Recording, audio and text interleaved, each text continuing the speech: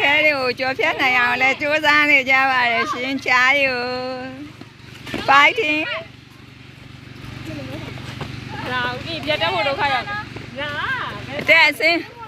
ကလေးတွေပျော်ပါးပါးနဲ့တက်လိုက်ဆင်းလိုက်နဲ့အားရင်အပြင်းနဲ့တက်မယ်ဆင်းမယ်ဆင်းသူ့ဟာသူဆင်းလိုက်လွတ်လိုက်သမီးလွတ်လိုက် ဆိုင်နဲ့ကြမယ်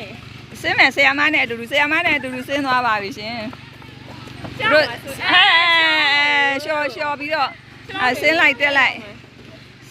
လိုက်ကိုပျော်ပြီးသဘောကျနေကြပါတယ်ရှင်စပိန်စီးတဲ့လူတွေလည်းစီးနေကြပါတယ်ဒီထဲမှာတရားလေးရှိပါတယ်ရှင်တရားလေးအောက်ကနေစပိန်စီးတဲ့လူတွေလည်းစီးနေကြပါတယ်တောင်ကုန်းလေးကရှော့ဆင်းပြီးတော့သူတို့ပြန်ပြီးတော့တက်ကြတာကိုလည်းပြောနေကြပါတယ်ရှင်စပိန်စီးရတဲ့လူတွေလည်းစီးနေကြပါတယ်